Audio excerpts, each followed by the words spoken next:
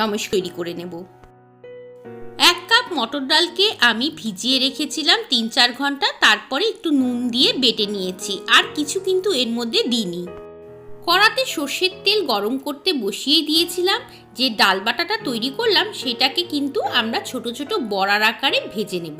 সমস্ত বড়াগুলোকে কিন্তু ভেজে নিয়ে তারপরেই কিন্তু আমরা রান্নাটাকে শুরু করব। চলো তাহলে বড়াগুলোকে আগে তৈরি করে নিই। বড়াগুলোকে তেলে দেওয়ার সঙ্গে সঙ্গে কিন্তু খুন্তি দিয়ে নাড়বে না। একটা সাইড হয়ে গেলে তারপরে আস্তে করে খুন্তিটা দিয়ে অপর সাইডটা ভেজে হালকা লাল লাল করে তুলে ফেলতে হবে। দেখো প্রথম লটের বড়া কিন্তু আমার ভাজা হয়ে দিচ্ছি। নুন দিলে আলুটা তাড়াতাড়ি আমার ভাজাও হয়ে যাবে। আলু ভাজা হয়ে গেছে। এখন আলুর মধ্যে আমি পেঁপে আর কাঁচকলাকে দেখো সেমভাবে লম্বা লম্বা করে কেটে রেখেছি। ওই পেঁপে আর কাঁচকলাটাও কিন্তু আলুর সাথে আরেকটু ভেজে নেব। ঘরে যা সবজি থাকবে তাই দিয়েই কিন্তু এই শুক্তোটা বানিয়ে ফেলা যায়। আমি এই রান্নাটার মধ্যে পেঁপে, কাঁচকলা, আলু, ঝিঙে, করলা এই সমস্তই ব্যবহার করেছি। তোমাদের ঘরে যা থাকবে তাই দিয়েই কিন্তু এই সুন্দর শুক্তোটাকে বানিয়ে ফেলতে পারবে।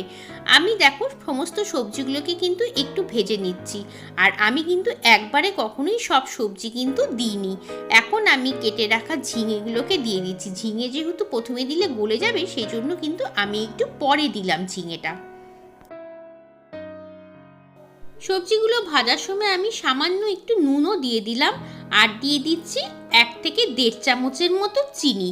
শুক্তো কিন্তু একটু 10-12টা কাজুকে একসঙ্গে পেস্ট করে নিয়েছি, সেই পেস্টটা দিয়ে দিলাম আমি। আর পোস্তর পেস্টটাকে আমরা কিন্তু সবজির সাথে ভালো মতো নাড়াচাড়া করে মিশিয়ে দিয়েছি। এখন এটাকে কিন্তু আমরা ঢাকা দিয়ে দেব। ঢাকা দিয়ে মিনিট 10 রেখে দেব। 10 মিনিট পরে ঢাকাটা খুলে দিলাম। সবজিটা সেদ্ধ হয়ে গেছে। এখন আমি এর মধ্যে ভেজে রাখা বেগুনটা দিয়ে দিলাম, সাথে একটু নুন আর একটু চিনিও অ্যাড করে দিচ্ছি।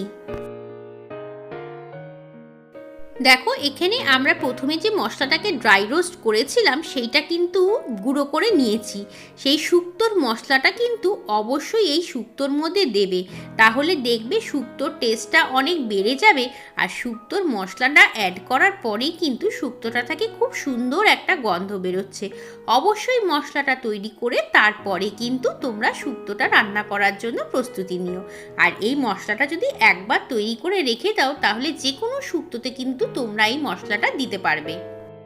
এখন আমরা ভেজে রাখা করলা আর ভেজে রাখা বড়াগুলোকে শুক্তোর মধ্যে দিয়ে দিচ্ছি। দেখো পুরোটা ভালো মতো মিশিয়েও নিয়েছি। আর একটু ঝোলের দরকার মনে হচ্ছে আমার পড়বে, সেই জন্য কিন্তু আমি এর মধ্যে দুধ দিলাম। অবশ্যই কিন্তু গরম দুধ দেবে, ঠান্ডা দুধ দিলে কিন্তু ফেটে যাবে। ব্যাস নাড়াচাড়া করে এখন আমরা শুক্তোটাকে একটু ফুটিয়েই নামিয়ে নেব। এই শুক্তোটা বানানোর সময় একটু কিন্তু ঝোল রাখবে, কারণ বড়াগুলো কিন্তু ঝোল টেনে নেয়, সেই জন্য অল্প একটু ঝোল কিন্তু রাখতেই হবে শুক্তোটার সময়। এখন আমরা এটাকে ঘি দিয়ে নামিয়ে নেব।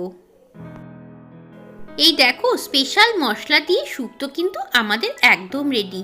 গরম গরম ভাতের সাথে প্রথম পাতে এরকম শুক্তো থাকলে কিন্তু পুরো ভাতটা এটা দিয়েই খাওয়া হয়ে যাবে। কেমন লাগলো রেসিপিটা? যদি ভালো লাগে লাইক কমেন্ট শেয়ার করো। নতুন বন্ধু হলে চ্যানেলটাকে কিন্তু সাবস্ক্রাইব করে নিও। চলো আজকের মতো বিদায় নিচ্ছি, আবার আসবো। সবাই ভালো থেকো এবং সবাইকে টাটা।